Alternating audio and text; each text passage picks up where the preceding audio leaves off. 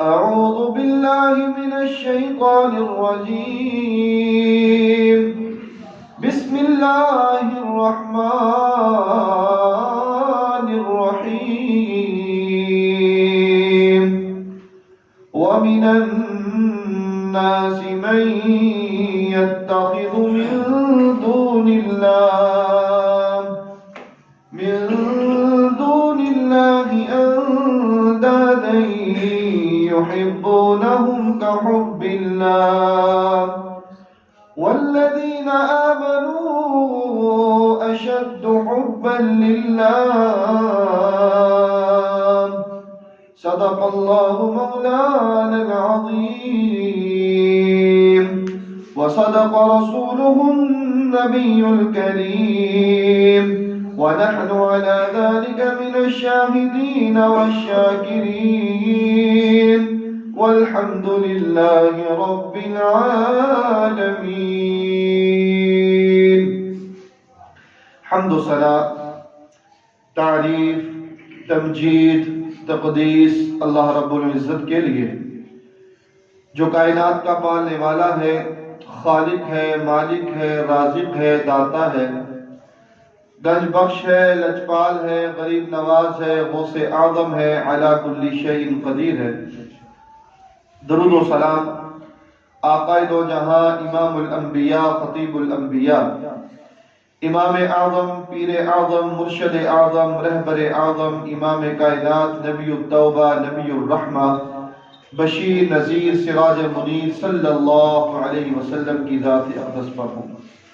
باری تعالیٰ سے دعا ہے کہ اللہ تعالیٰ ہمارا یہاں پر آنا، بیٹھنا، سننا، سنانا اللہ تعالیٰ اپنی بارگاہ کے اندر منظور و مقبول فرمائے اور ہم سب کا ذریعہ نجات کا سبب بنے.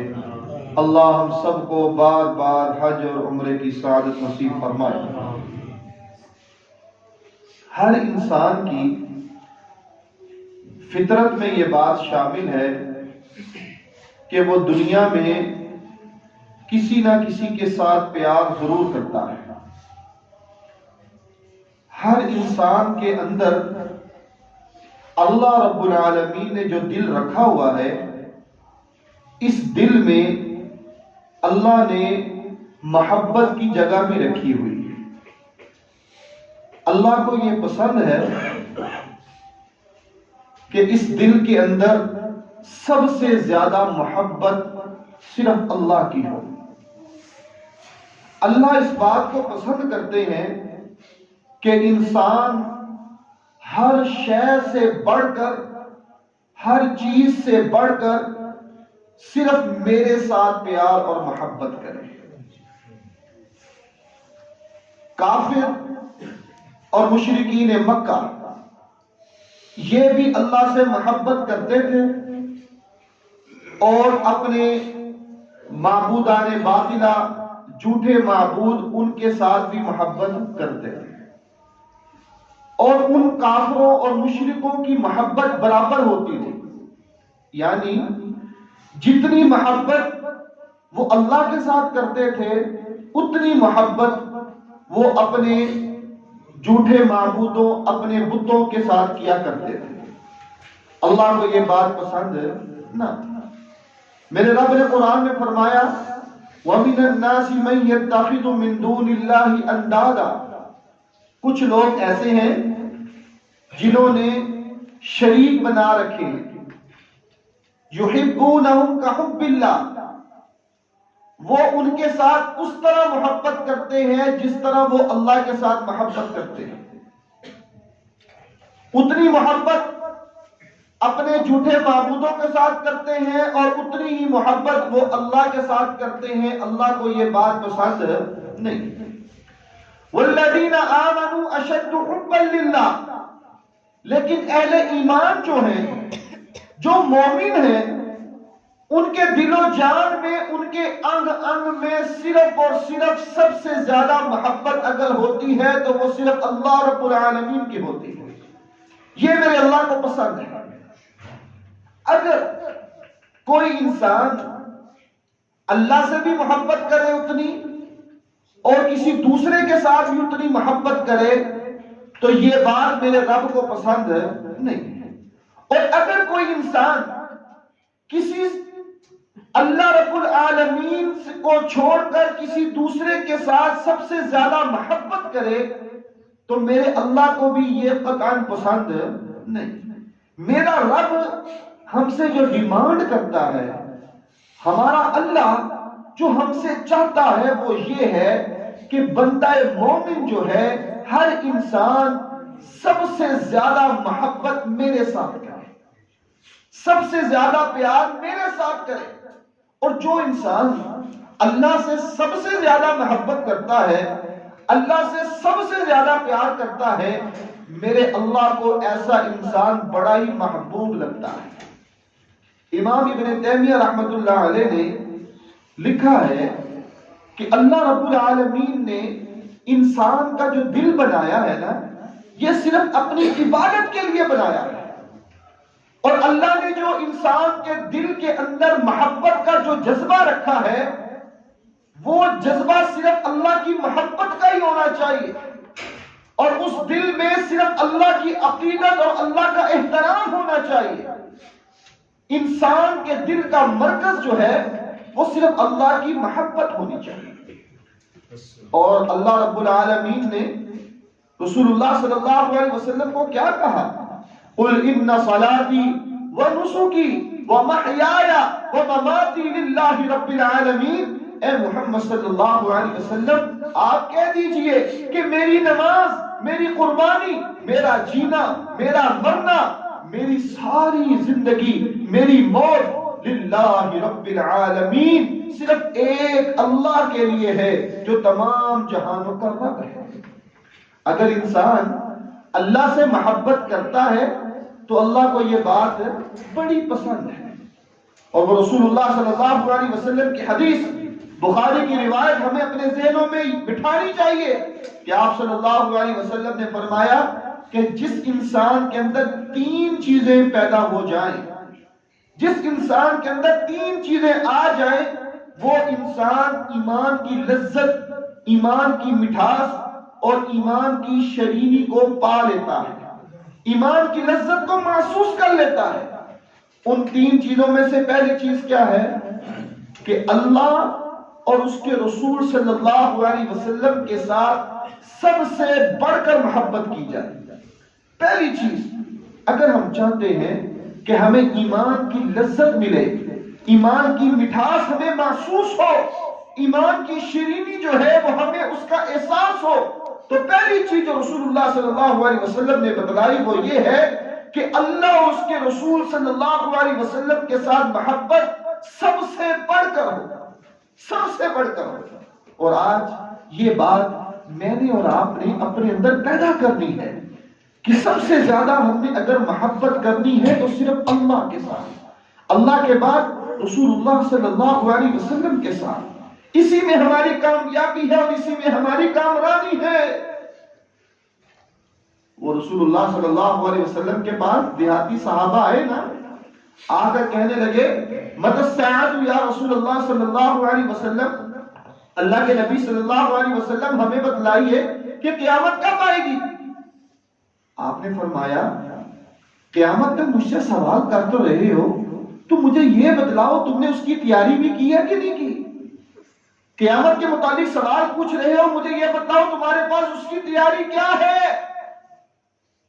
وہ کہنے لگے یا رسول اللہ صلی اللہ علیہ وسلم جو آپ نے ہمیں بتلایا ہے ہم اس پر عمل کرتے ہیں، لیکن ایک خاص چیز ہے جو میرے اندر پائی جاتی ہے، وہ یہ ہے کہ یا رسول اللہ صلی اللہ علیہ وسلم میں اللہ اور اس کے بعد آپ کے ساتھ سب سے زیادہ محبت کرتا ہوں، میں اللہ اور اس کے رسول صلی اللہ علیہ وسلم کے ساتھ سب سے زیادہ پیار اور محبت کرتا ہوں۔ آپ نے فرمایا اگر یہی بات ہے تو انت ما احببت یوم القیامہ، آپ نے فرمایا کہ پھر سن لے قیامت کے دن تم انبیاء کے ساتھ ہوگا، پیغمبر کے ساتھ ہوگا، قیامت کے دن تو نبیوں کے ساتھ ہوگا، تو میرے ساتھ ہوگا۔ انت ما احببت یوم القیامہ، جس انسان کے اندر یہ بات پیدا ہو جائے کہ وہ سب سے بڑھ کر سب کو چھوڑ کر صرف اللہ سے محبت کرنے والا ہوگا تو قیامت والے دن وہ انبیاء کے ساتھ ہوگا، پیغمبروں کے ساتھ ہوگا۔ اور جس انسان کے اندر اللہ کی محبت غالب آ جائے اس کی زندگی الگ ہی ہوتی ہے، اس کی زندگی الگ ہوتی ہے۔ اور جس انسان کے اندر علاقے کی محبت ہو، والدین کی محبت ہو، رشتہ داروں کی محبت ہو، بہن بھائیوں کی محبت ہو، لیکن اللہ کی محبت بڑھ کر نہ ہو، تو ایسے انسان کا ایمان جو ہے وہ بہت کمزور ہے، نہایت درجے کا کمزور ایمان ہے ایسے انسان کا۔ کیونکہ رسول اللہ صلی اللہ علیہ وسلم کی حدیث ہے کہ سب سے زیادہ محبت کس کے ساتھ کرنی ہے؟ اللہ کے ساتھ۔ اللہ کے نبی صلی اللہ علیہ وسلم جب بیمار ہوئے نا تو آپ نے چند باتیں ارشاد فرمائی۔ آپ نے فرمایا لوگوں سن لو، اس دنیا میں میرے مال اور میری جان کے اعتبار سے اور میرے مال کے اعتبار سے اگر میرے اوپر کسی کے احسانات ہیں تو وہ صرف ایک ہستی ہے، وہ ابو بکر رضی اللہ تعالی عنہ کی ہے، کہ ابو بکر کے میرے اوپر سب سے زیادہ احسانات ہیں۔ پھر آپ نے فرمایا لوگوں سن لو، اگر میں نے اس دنیا کائنات میں کوئی اپنا خلیل، اپنا جگری دوست، اپنا یار بنانا ہوتا تو میں ابو بکر رضی اللہ تعالی عنہ کو بناتا، لیکن کیا کروں، میں سب سے زیادہ محبت اپنے اللہ کے ساتھ کرتا ہوں، میں سب سے زیادہ پیار اپنے اللہ کے ساتھ کرتا ہوں، میں سب سے زیادہ محبت اپنے رب کے ساتھ کرتا ہوں۔ اور ابو بکر رضی اللہ تعالی عنہ وہ بھی دل و جان سے اللہ اور اس کے رسول صلی اللہ علیہ وسلم کے ساتھ محبت کرنے والے تھے۔ اللہ کے نبی صلی اللہ علیہ وسلم نے جب لڑائی کے لیے اعلان کیا، یہ ہوتا تھا نا کہ قافلے کسی علاقے کی طرف جاتے، مجاہدین جماعت کی شکل میں کسی علاقے کی طرف جاتے، کسی قبیلے کی طرف جاتے، کسی قوم کی طرف جاتے، لیکن ایک وقت ایسا آیا کہ اللہ کے نبی صلی اللہ علیہ وسلم نے سب کو حکم دیا کہ اے میرے صحابہ، جو طاقت رکھتے ہیں، جو تندرست ہیں، جو جوان ہیں، وہ سارے باہر نکلے، ہم نے لڑائی کے لیے جانا ہے۔ اس وقت کی سپر پاور روم کے ساتھ مسلمانوں کا مقابلہ ہونا تھا، تبوک میں جمع ہونا تھا۔ نبی علیہ السلام نے فرمایا سوائے منافقوں کے، نبی علیہ السلام نے فرمایا سوائے بوڑھوں کے، نبی علیہ السلام نے فرمایا سوائے بچوں کے، نبی علیہ السلام نے فرمایا سوائے بیماروں کے، باقی ہر انسان ہمارے ساتھ جائے گا، میدان جنگ میں جائے گا، لڑائی کے لیے جائے گا، جہاد فی سبیل اللہ کے لیے جائے گا۔ سارے صحابہ نکلے۔ اللہ کے نبی صلی اللہ علیہ وسلم نے اعلان کیا، چندے کا اعلان کیا۔ یہاں ایک مسئلہ یہ بھی سمجھ لیں کہ اسلام کی سربلندی کے لیے اور دین کی آبیاری کے لیے چندہ مانگنا یہ میرے نبی علیہ السلام کی سنت ہے۔ اللہ کے نبی صلی اللہ علیہ وسلم نے چندہ مانگا، ابو بکر رضی اللہ تعالی عنہ اپنے گھر گئے اور بہت زیادہ مال لے کر اللہ کے نبی صلی اللہ علیہ وسلم کے پاس آئے۔ عمر رضی اللہ تعالی عنہ کے حالات بھی بڑے اچھے تھے، وہ بھی اپنے گھر گئے اور بہت زیادہ مال لے کر اللہ کے نبی صلی اللہ علیہ وسلم کے پاس آئے اور سوچ رہے تھے کہ آج میں نے ابو بکر سے سبقت لے کر جانی ہے، آج میں مال زیادہ لے کر آیا ہوں، لہذا میں نے آج ابو بکر سے نمبر زیادہ لینے ہیں۔ نبی علیہ السلام نے پوچھا عمر کیا لے کر آئے ہو، اتنا مال؟ اللہ کے نبی صلی اللہ علیہ وسلم، میں اپنے گھر گیا، جتنا مال میرے پاس موجود تھا میں نے اس کو 2 حصوں میں تقسیم کیا، آدھا میں اپنے گھر والوں کے لیے چھوڑ آیا ہوں اور آدھا میں آپ کے لیے لے آیا ہوں، آپ کی خدمت میں میں نے حاضر کر دیا ہے۔ ابو بکر رضی اللہ تعالی عنہ سے جب پوچھا ابو بکر تم کتنا لے کر آئے ہو، گھر چھوڑ کر آئے ہو کہ نہیں چھوڑ کر آئے؟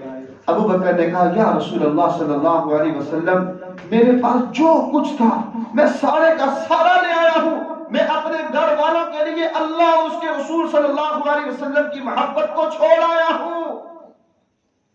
سب کچھ اللہ کی راہ میں قربان کر دیا. کس کے لیے؟ اللہ اور اس کے رسول صلی اللہ علیہ وسلم کی محبت کے لیے. اور آج یہ ہمارا مذہبی فریضہ ہے، یہ ہمارے ایمان کا معیار ہے کہ ہم سب سے زیادہ محبت اللہ کے ساتھ اور اس کے رسول صلی اللہ علیہ وسلم کے ساتھ کریں. اسی میں ہماری کامیابی ہے، اور اسی بات کی وجہ سے ہم ایمان کی مٹھاس تک پہنچ سکتے ہیں. ان چیزوں کے ساتھ ہم ایمان کی لذت کو پا سکتے ہیں. ہمیں سب سے زیادہ محبت اللہ کے ساتھ اور اس کے رسول صلی اللہ علیہ وسلم کے ساتھ کرنی ہوگی. اور یہ محبت نظر بھی آنی چاہیے. یہ محبت صرف داموں کا نام نہیں ہے، یہ محبت صرف زبان سے اقرار کا نام نہیں ہے، بلکہ عملی زندگی میں بھی، پریکٹیکلی زندگی میں بھی ہمیں نظر آنا چاہیے کہ ہم اپنے رب کے ساتھ اور اپنے رسول کے ساتھ کتنی محبت کرتے ہیں صلی اللہ علیہ وسلم. اس کی چند علامات جو ہیں وہ آج کے اس خطبے میں آپ کے سامنے پیش کرنا چاہتا ہوں.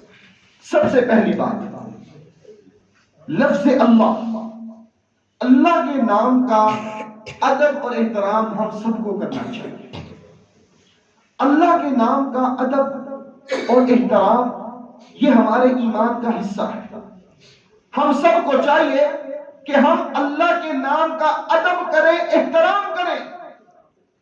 اور وہ حدیث رسول اللہ صلی اللہ علیہ وسلم کی ہمیں اپنے ذہنوں میں بٹھانی چاہیے کہ بڑا برا شخص ہے وہ انسان کہ جس کے سامنے اللہ کا نام لے کر سوال کیا جائے اور وہ نہ دے، مدد نہ کرے.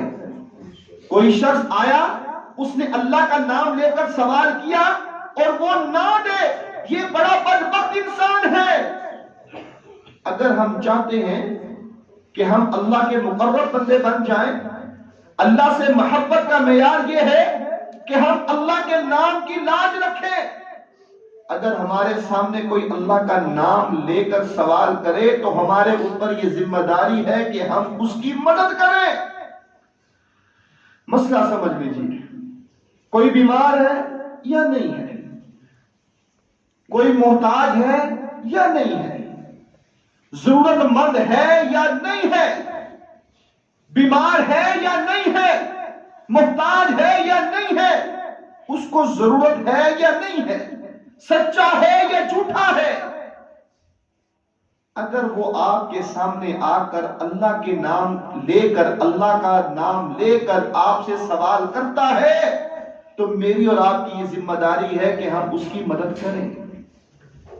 یہ میری اور آپ کی ذمہ داری ہے کہ ہم اس کی مدد کریں. اگر کوئی انسان اللہ کا نام لے کر آپ سے مدد مانگے، بھیک مانگے، سوال کرے تو بحیثیت مسلمان اللہ کے نام کو دیکھنا ہے. بس یہ نہیں دیکھنا ضرورت مند ہے کہ نہیں ہے، محتاج ہے کہ نہیں ہے، بیمار ہے کہ نہیں ہے. نہیں، صرف اللہ کا نام، بس میں نے اور آپ نے اس کی مدد کرنی ہے. یہاں ایک مسئلہ یہ بھی ہے، اگر آپ کو پتہ چل جائے، نظر آ رہا ہو کہ یہ چرس پیے گا، یہ نشہ کرے گا، یہ جوا کھیلے گا، یہ حرام کاموں میں لگائے گا، تو پھر ایسے انسان کی مدد نہیں کرنی. کیوں؟ کیونکہ اللہ کی محبت جو ہے ہمیں حرام کاموں سے بچاتی ہے. اللہ کی محبت جو ہے وہ ہمیں غلط کاموں سے بچاتی ہے. اللہ کی محبت جو ہے وہ ہمیں جوے سے محفوظ کرواتی ہے. اللہ کی محبت جو ہے وہ ہمیں غلط چیزوں سے روکتی ہے، بے حیائی سے روکتی ہے. اور اس کے علاوہ اگر آپ سے کوئی اللہ کا نام لے کر سوال کرے تو پھر اس کی مدد کرنا میری اور آپ کی ذمہ داری ہے. دوسری بات کہ اگر کوئی انسان اللہ کی قسم کھا لے، اللہ کی قسم کھا لے، سچا ہے یا جھوٹا ہے، آپ کو پتا چل گیا یہ جھوٹا ہے لیکن قسم کھا گیا، اب میری اور آپ کی ذمہ داری یہ ہے کہ ہم نے اللہ کے نام کی لاج رکھنی ہے. ہم خاموش ہو جائیں، اب اللہ جانے اور وہ جانے، کیونکہ اس نے اللہ کا نام لے لیا ہے. اگر ہم ایمان کی لذت کو چاہتے ہیں، اگر ہم ایمان کے معیار پر اترنا چاہتے ہیں، اگر ہم ایمان کی مٹھاس کو محسوس کرنا چاہتے ہیں، تو جب کوئی اللہ کا نام لے کر قسم کھا لے، اگر وہ سچا ہے یا جھوٹا ہے، میرے اور آپ کی ذمہ داری ہے ہم خاموش ہو جائیں، وہ معاملہ اللہ کے سپرد کر دیں۔ اگر کوئی گواہی اللہ کے نام کی ڈالتا ہے تو پھر وہ معاملہ اللہ کے سپرد کر دیں۔ اب اللہ جانے اور وہ جانے، ظاہراً تو نظر آ رہا ہے کہ یہ جھوٹا ہے، ظاہراً تو نظر آ رہا ہے کہ یہ غلط ہے، لیکن اس نے اس رب العالمین کا نام لے لیا جو شہنشاہوں کا شہنشاہ ہے، جو بادشاہوں کا بادشاہ ہے، جو رب العالمین ہے۔ پھر میری اور آپ کی ذمہ داری، میرے اور آپ کا ایمان یہ کہتا ہے کہ بس ختم۔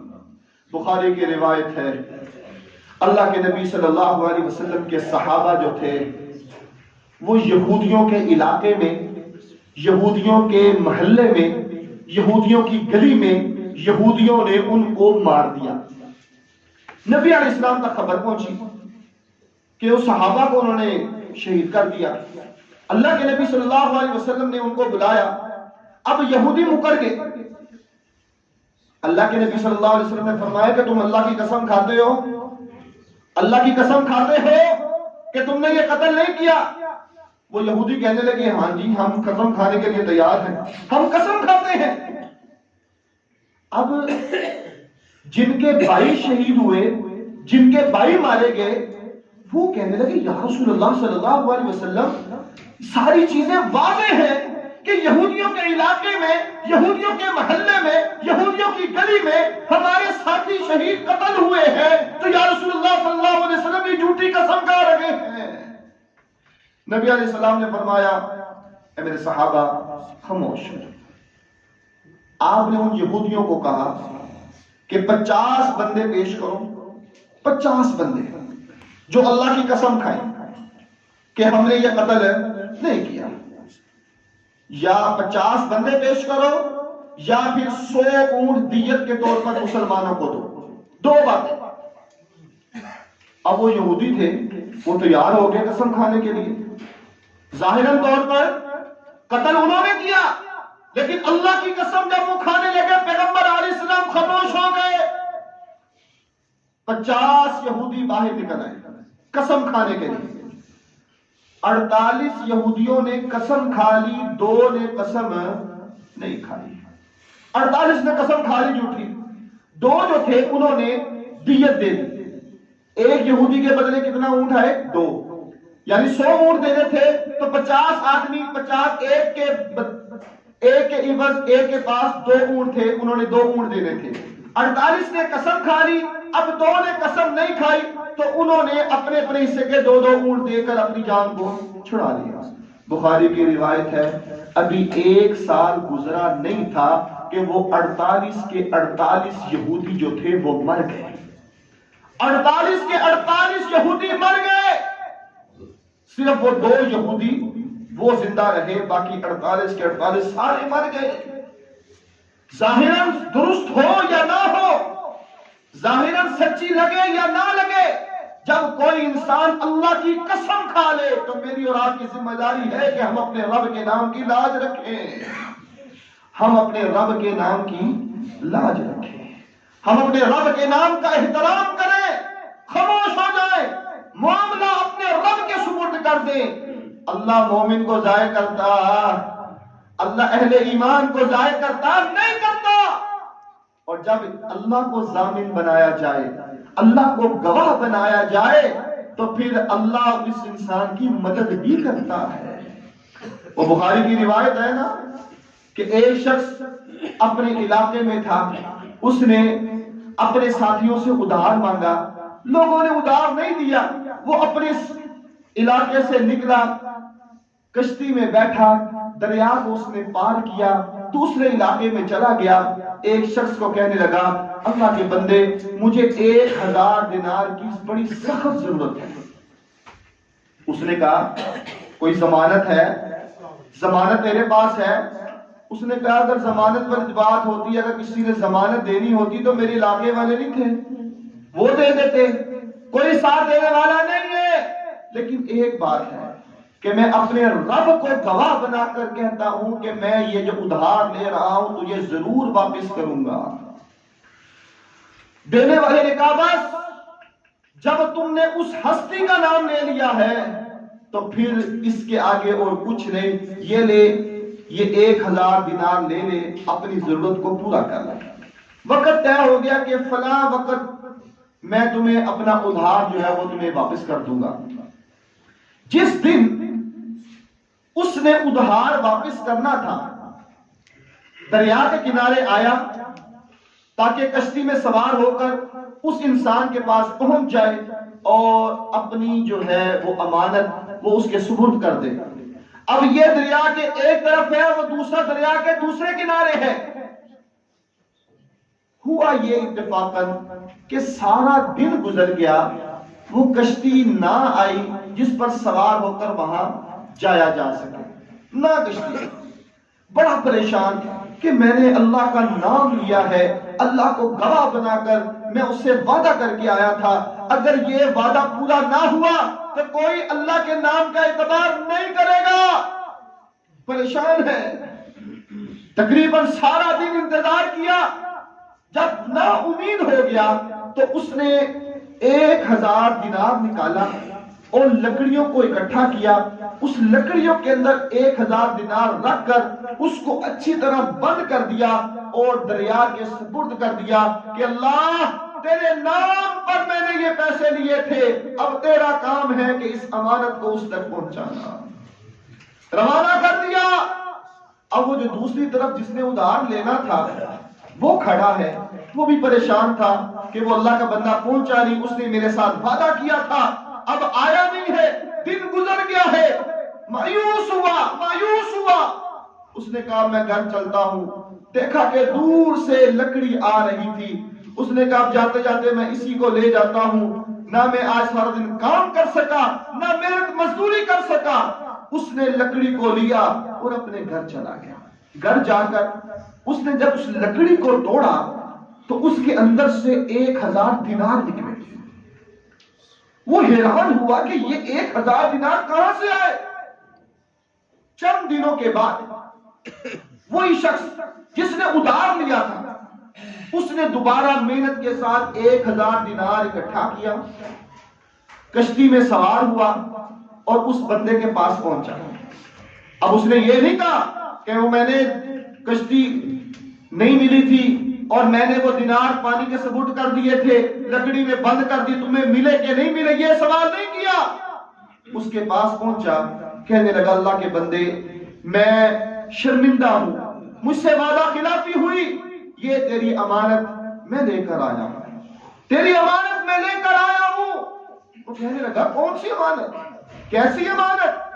جس کو تو نے گواہ بنایا تھا اس نے مجھے دے دیے،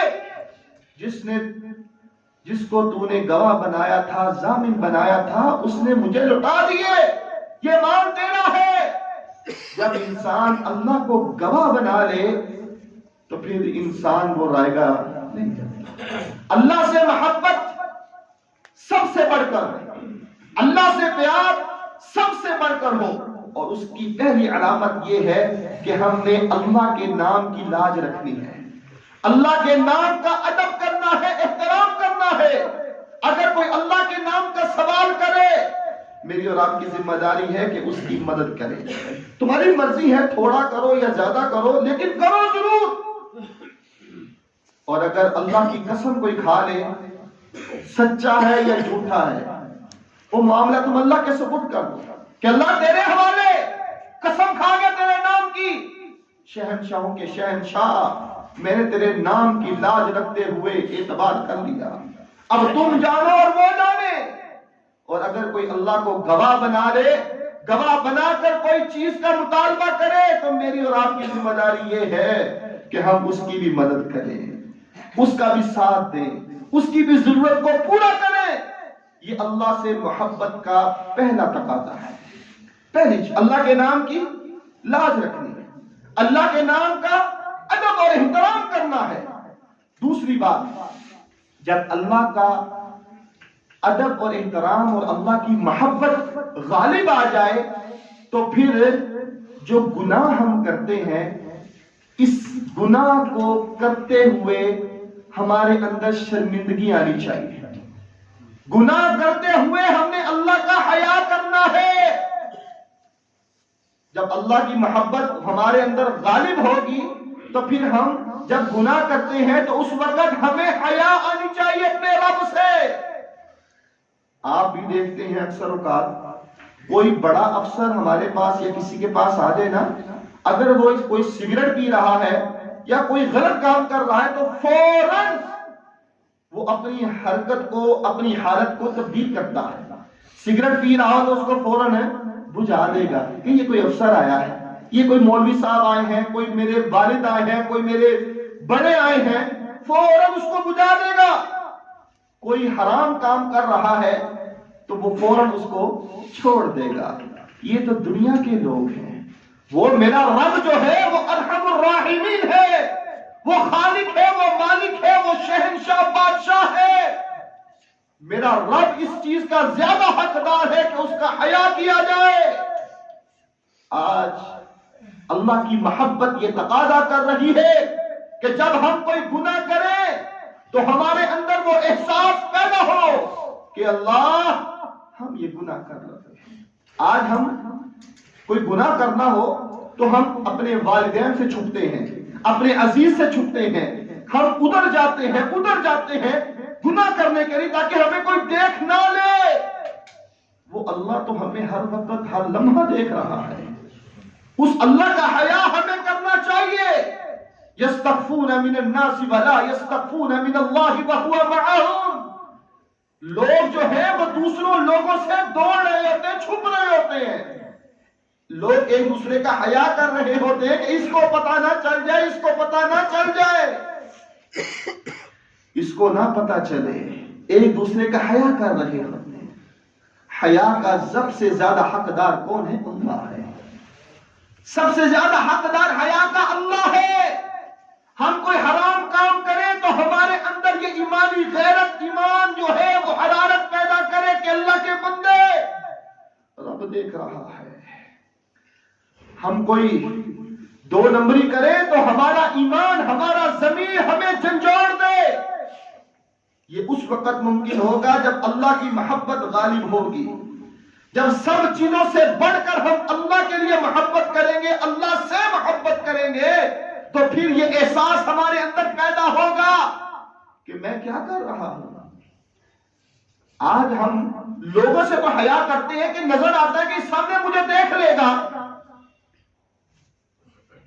کوئی بدبخت انسان اپنی ماں کے سامنے زنا کر سکتا ہے؟ نہیں. کیوں؟ کیونکہ اس کو اپنی ماں سے حیا آتا ہے. میرا رب تو سب کو دیکھ رہا ہے، ہر لمحے ہر ٹائم دیکھ رہا ہے. وہ عالم بھی ہے، سرا بھی ہے، پوشیدہ کو بھی جانتا ہے، ظاہر کو بھی جانتا ہے، ہر چیز کو بھی جانتا ہے. پھر اس رب کے سامنے گناہ کرتے ہو. اللہ کے بندو، ہمیں اپنے ایمان کا جائزہ لینا ہے. ہمیں اپنے ایمان کی طرف دیکھنا. کہاں چل پڑے؟ ہمارے اندر یہ احساس نہیں ہوتا. ہٹ درم ہو چکے ہیں، ہمارے دل سخت ہو چکے ہیں. اب ہمارے اندر وہ احساس والا مادہ ختم ہو چکا ہے. ہمیں چاہیے کہ ہم سب سے زیادہ حیا جو ہے وہ اللہ سے کریں. کوئی نافرمانی والا معاملہ ہو تو ہمارے اندر احساس ہو. اگر یہ احساس نہیں ہوتا تو مجھے اور آپ کو اپنے ایمان کی فکر کرنی چاہیے کہ ہم لوگوں سے تو شرمندہ ہیں، لوگوں سے تو شرم کھا رہے ہیں. ہمیں اللہ سے شرم کیوں نہیں آتی؟ ہم اللہ کے سامنے شرمندہ کیوں نہیں ہوتے؟ کیا ہمارا یقین نہیں ہے کہ اللہ دیکھ رہا ہے؟ صبح سے شام حرام کھا رہے ہیں، سود کھا رہے ہیں، دو نمبریاں کر رہے ہیں. لیکن اگر یہ احساس نہیں ہو رہا تو پھر میں نے اور آپ نے اپنے ایمان کا جائزہ لینا ہے. کتنی باتیں ہو گئی؟ دو باتیں. پہلے نمبر پر اللہ کے نام کی لاج رکھنی ہے. دوسرے نمبر پر کوئی بھی گناہ ہو کرنے سے پہلے یہ ذہن میں ہو کہ میں سب سے زیادہ اللہ کا حیا کرتا ہوں، اللہ مجھے دیکھ رہا ہے. جب یہ دو چیزیں آ جائیں تو تیسری بات پھر سب کچھ اللہ کے لیے قربان کرنے کے لیے تیار ہو جائے. بندہ سب کچھ اللہ کے لیے، یہ میرا مال، یہ میری دولت، یہ میرا شہرت، یہ میری عزت، یہ سب کچھ میرے اللہ کے لیے ہے. ان اللہ اشترى من المؤمنین انفسهم واموالهم بان لهم الجنہ. میرے رب نے کیا کہا کہ اللہ نے خرید لیا مومنوں کو، ان کے مال کو خرید لیا ہے، ان کی جانوں کو خرید لیا ہے. اس کے بدلے میں کیا ملے گا؟ جنت ملے گی. وَيُطْعِمُونَ الطَّعَامَ عَلَىٰ حُبِّهِ مِسْكِينًا وَيَتِيمًا وَأَسِيرًا. اہل مومن جو ہے وہ کس لیے یتیموں کو کھانا کھلاتے ہیں، مسکینوں کو کھانا کھلاتے ہیں، اللہ والے قیدیوں کو کھانا کیوں کھلاتے ہیں؟ انما نطعمکم لوجہ اللہ، کہ ہم کھانا اس لیے کھلاتے ہیں تاکہ اللہ کا دیدار کرنا ہے. کھانا کس لیے کھلاتے ہیں؟ اللہ کا دیدار کرنا ہے. سب کچھ کیوں لٹاتے ہیں؟ اللہ کا دیدار کرنا ہے. سب کچھ کیوں وقف کرتے ہیں؟ رب کا دیدار کرنا ہے. تو میرے بھائیو، آج ضرورت اس بات کی ہے کہ ہم اپنے اندر ایسا ایمان پیدا کریں، ایسا جذبہ پیدا کریں کہ سب کچھ قربان کرنے کے لیے تیار ہو جائیں کہ اللہ تیری محبت کی خاطر یہ ہم سب کچھ دے رہے ہیں. جب یہ معاملہ ہوگا تو اللہ ایسے انسان کی دنیا بھی سنوار دے گا اور آخرت بھی سنوار دے گا. مسند احمد کی بڑی لمبی حدیث ہے. وہ ابو دحدہ رضی اللہ تعالی عنہ اللہ کے نبی صلی اللہ علیہ وسلم کے پاس بیٹھے ہوئے تھے. ایک شخص آیا اور آ کر کہنے لگا، یا رسول اللہ صلی اللہ علیہ وسلم، میرا ایک باغ ہے اور اس باغ کے اندر میری رہائش ہے، تو میں اپنے باغ کی چار دیواری کرنا چاہتا ہوں. مسئلہ میرا یہ ہے کہ میرا جو پڑوسی ہے اس کا ایک کھجور کا درخت ہے، اس کھجور کے درخت کا آدھا حصہ جو ہے وہ میرے گھر کی طرف آ رہا ہے. جب میں دیوار کرنے لگوں گا تو وہ راستے میں رکاوٹ بنتا ہے. میں یہ چاہتا ہوں کہ وہ میرا پڑوسی جو ہے وہ آدھا درخت مجھے بیچ دے اور میں اپنی وہ چار دیواری مکمل کر لوں. مسئلہ تو ٹھیک تھا. میرے نبی علیہ السلام نے اس کو بلایا، اللہ کے بندے اس کو بیچ دے. یا رسول اللہ صلی اللہ علیہ وسلم، میں نے نہیں بیچنا، مجھے نہیں ضرورت. اللہ کے نبی علیہ السلام نے فرمایا کہ مجھے بیچ دو، یہ آدھا حصہ مجھے بیچ دو اور قیامت والے دن جنت میں کھجور کا ایک درخت مجھ سے لے لینا. اس نے کہا نہیں یا رسول اللہ صلی اللہ علیہ وسلم، میں نے یہ کام نہیں کرنا. وہ چلا گیا. وہ شخص، اس کو سمجھ نہیں ہے، وہ چلا گیا. پاس ابو دحدہ رضی اللہ تعالی عنہ بیٹھے ہوئے تھے. یا رسول اللہ صلی اللہ علیہ وسلم، یہ آفت صرف اس کے لیے تھی کہ یہ میں بھی حاصل کر سکتا ہوں. ابو دحدہ تیرے لیے بھی ہے. ابو دحدہ اس کے پیچھے گئے، اللہ کے بندے یہ درخت، آدھا درخت مجھے بیچ دے. اللہ کے بندے میں نے نہیں بیچنا.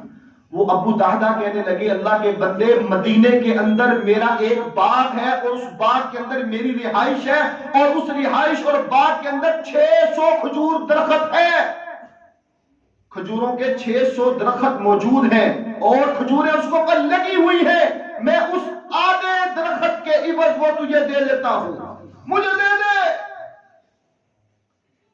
اب ابو دحدہ نے جب یہ بات کی فوراً مان گیا کہ ٹھیک ہے. سودا طے ہوا. ابو دحدہ اپنے گھر گئے، اندر داخل نہیں ہوئے. مسند احمد کی روایت ہے، اندر داخل نہیں ہوئے، باہر کھڑے کھڑے اپنی بیوی اور اپنے بچوں کو آواز دینے لگے کہ اللہ کی بندی آ جا، بچوں آ جاؤ، میں نے یہ سودا کر لیا ہے، یہ باغ بیچ دیا ہے، یہ گھر بیچ دیا ہے، یہ درخت بیچ دیے ہیں، آ جاؤ اپنا سامان لے کر آ جاؤ. بیوی کہنے لگی کہ آپ نے مشورہ نہیں کیا، آپ نے ہم سے بات نہیں کی، ہوا کیا ہے؟ کہا میں سودا کر آیا ہوں. کہا کس کو سودا کیا ہے، کس کے ساتھ سودا کیا ہے؟ کہا اس کے ساتھ سودا کر کے آیا ہوں جہاں کبھی خسارہ نہیں ہوتا، جہاں کبھی نقصان نہیں ہوتا، جہاں کبھی کمی نہیں ہوتی، میں تو اس کے ساتھ آج سودا کر کے آیا ہوں. ابو دحدہ نے کہا آ جاؤ ہم یہاں سے چلیں. وہ اپنے بچوں کو، اپنی بیوی کو دوسرے گھر میں رکھ کر اللہ کے نبی علیہ السلام کے پاس آیا. آ کر کہنے لگا یا رسول اللہ صلی اللہ علیہ وسلم، میں نے وہ درخت آدھا جو تھا وہ خرید لیا ہے، اللہ کے نبی میں نے اس کو دے دیا ہے. ابو دحدہ گواہ رہنا، قیامت والے دن میں تجھے وہ درخت لے کر دوں گا. قدرت خدا کی ایسا ہوا، چند دنوں کے بعد ابو دحدہ اس دنیا سے چلے گئے. اللہ کے نبی علیہ السلام جنازہ پڑھانے کے لیے آئے، کہا صحابہ میں دیکھ رہا ہوں، میرا رب مجھے دکھا رہا ہے وہ ابو دہدا جنت میں پہنچ چکا ہے اور وہ کھجوروں کے گوشے جو ہے وہ اس کے قریب کیے ہوئے ہیں اور وہ اس کو کھا رہا ہے۔ جب انسان سب کچھ اللہ کے لیے وقف کر دے، سب کچھ اللہ کی محبت میں کر لے، تو پھر اللہ بھی اس کی مدد کرتا ہے، اللہ بھی اس کی دنیا کو سنوارتا ہے، اللہ بھی اس کی پریشانیوں کو دور کرتا ہے، اللہ بھی اس کی مصیبتوں کو دور کرتا ہے، اللہ بھی اس کے غموں کو دور کرتا ہے۔ لیکن شرط کیا ہے کہ ہمارے اندر، ہمارے وجود میں، ہمارے انگ انگ میں، ہمارے دل و جان میں سب سے زیادہ محبت کس کی ہونی چاہیے؟ اللہ کی۔